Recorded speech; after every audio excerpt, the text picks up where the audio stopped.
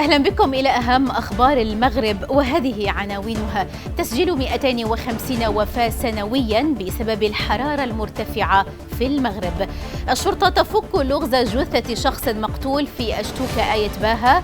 والليغا تختار يوسف نصيري أفضل لاعب لشهر أبريل. حذر دراسة حديثة أجرتها المجلة العلمية دي لانست بعنوان الاتجاهات الحالية والمستقبلية للوفيات المرتبطة بالحرارة في منطقة الشرق الأوسط وشمال إفريقيا.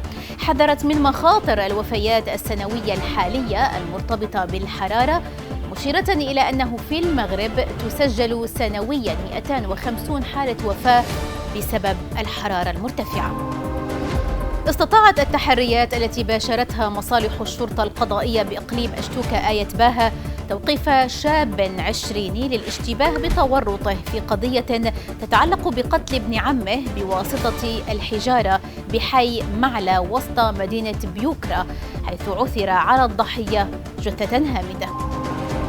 أنقذ سكان محليون طفلا من حريق شب في شقة سكنية في مجمع قرب المركز التجاري مرجان طريق الرباط.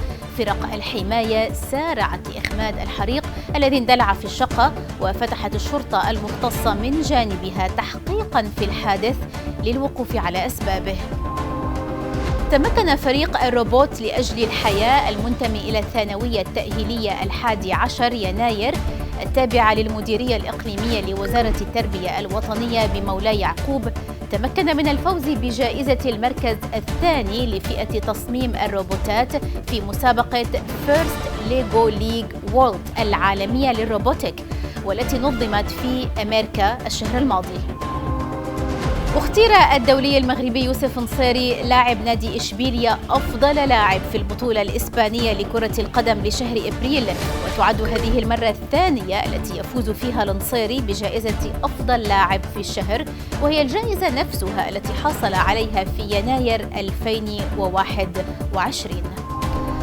قال المندوب العام للملتقى الدولي للفلاحة بالمغرب جواد الشامي إن الدورة 15 للملتقى سجلت رقما قياسيا بواقع 923 ألف زائر، مشيرا إلى أن الدورة الحالية للملتقى نظمت على مساحة 18 هكتار، منها 11 هكتارا مغطى، أي بزيادة قدرها 2% مقارنة بعام 2019.